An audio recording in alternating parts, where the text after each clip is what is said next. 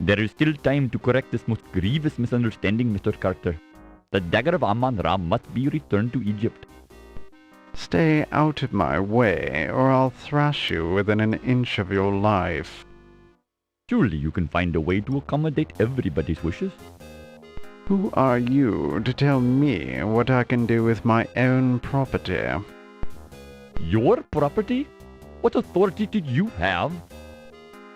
The authority of the Egyptian Antiquities Service.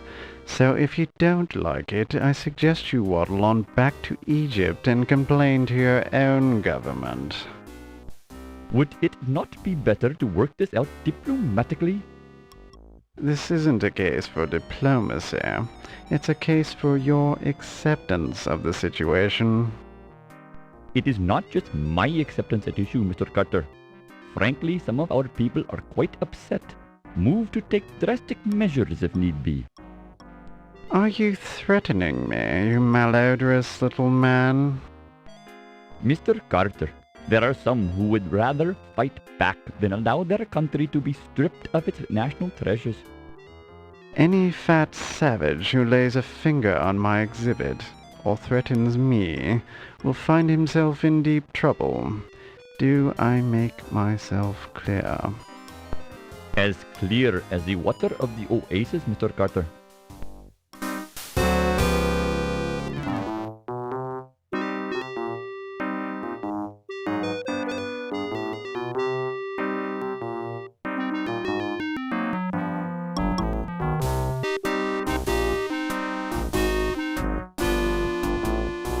Be careful with that steamer trunk, young man. It's exceedingly valuable. It sure is heavy, Mr. Carrington. You got gold bars in here or something? The contents of my trunk are not your concern. Now be a good lad and take it to my taxi. The Countess is waiting.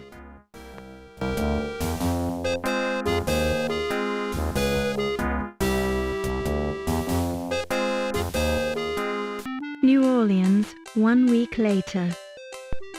Are you sure you've got everything? Yes, Daddy. You've got Sam's address at the paper? Yes, Daddy. You've got the money I gave you? Yes, Daddy. Don't worry. Put some money in your shoe. New York's a big city, and there's a lot of crime there. Look, I'm going straight to the paper. What could possibly go wrong? Let me give you a little more money, just in case. Dad, I've got to go. Godspeed, Laura. Call me as soon as you get there. I'll be fine, Dad. I'm going to make you proud of me. I already am, honey.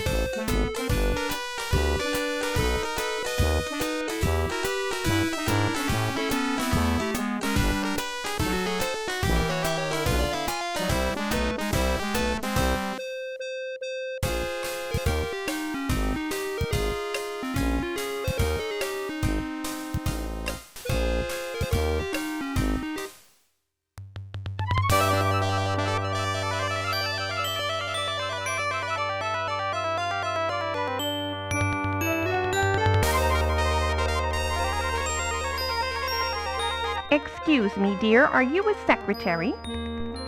Actually, I'm starting a new job as a reporter for the New York Daily Register News Tribune. My name's Laura Bowe. How nice. I'm Irmgard. Is this your first trip to the big city? Am I that obvious? How could you tell? By the way you keep glancing out the window, dear. I did the same thing the first time I came to New York. The tall buildings, the people rushing around, it was all so exciting. Then I stepped off the train and got mugged. How awful! It's the New York experience.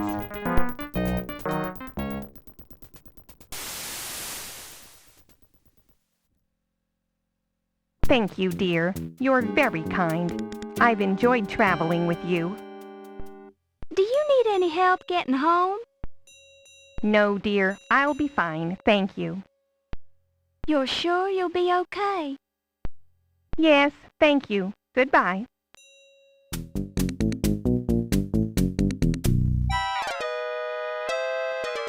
Goodness gracious! My suitcase! Can you spare a dime, miss? Certainly, sir. I'm always ready to help those who are less fortunate. Well, that's just peachy. Give me all your money then. Excuse me? Hand it over. This seems very unfair. Welcome to New York, kid.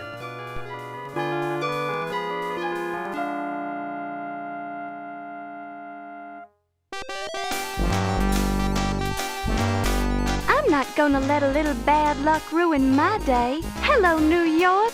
Laura Bow has arrived.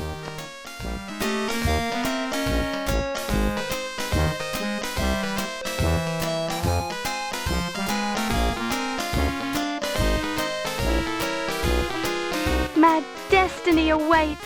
Nothing can stop me now.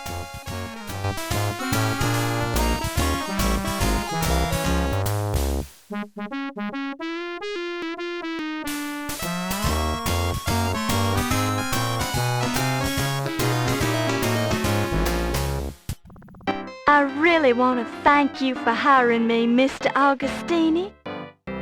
For hiring you? I don't even know who you are. I'm Laura Bow. I believe you know my father, John Bow. Ah, John Bow's daughter. Now I remember. How is he? He's fine, and he says hello. He wanted to know if you still had that newspaper clipping on your wall about the explosion of the Hindenburg building in New Orleans. Yes, your father was the first cop on the scene of the explosion, and he let me into the wreckage so I could cover it for the paper. I rescued Rupert Hindenburg from his burning office, wrote about it, and made a name for myself as a reporter. I owe John a lot for that. Think you can handle being a reporter for a big city paper? I'll do my best, sir.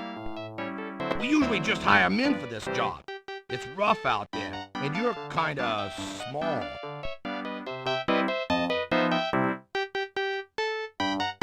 I can do it, Mr. Augustini.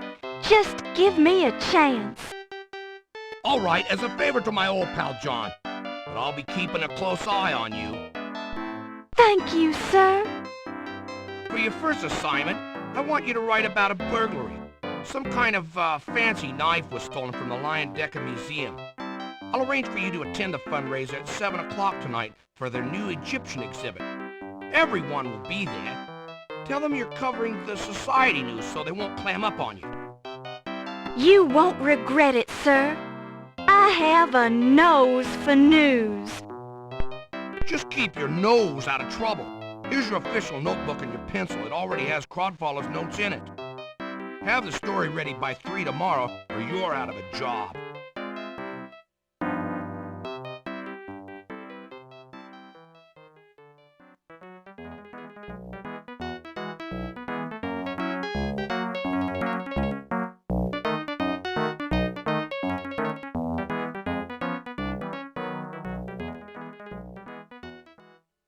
Laura Baines, right? Laura Bow, sir.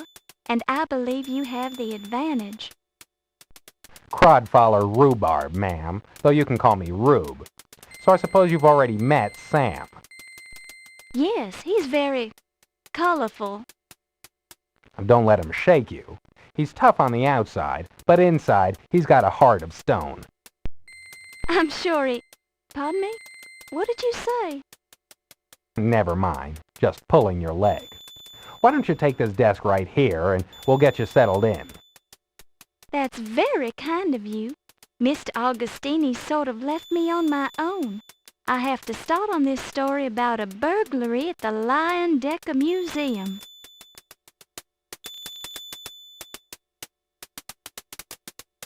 This is now your desk. It's very old and looks like it hasn't been cleaned thoroughly in years, but it's sturdy and serviceable. You already have plenty of pencils. The desk drawer is locked.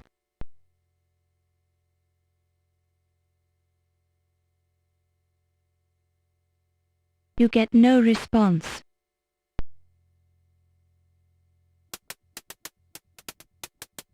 I hope I'm not intruding. I mean, if you were working on the burglary story. Miss Bow, please, it is not a problem. Yes, I'd started work on the story, but it's not your fault that it's been reassigned. That's just something I'll have to take up with Sam. Thank you, Mr. Rube.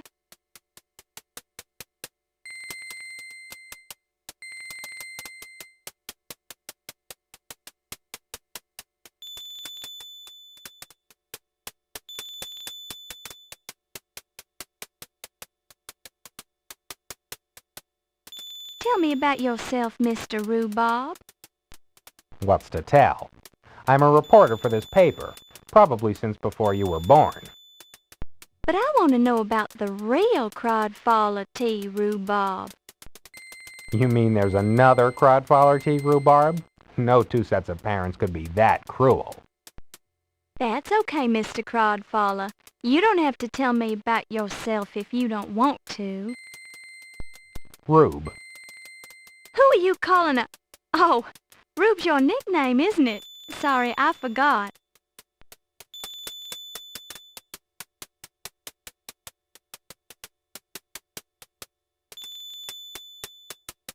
You can feel the tension in the city newsroom of the New York Daily Register News Tribune.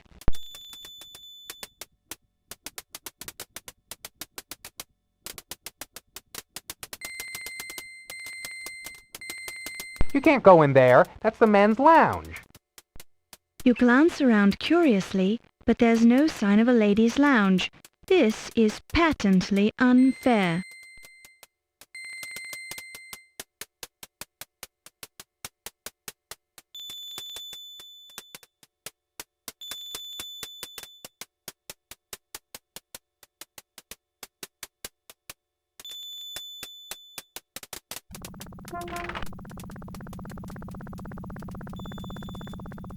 This person is too busy to stop and talk to you.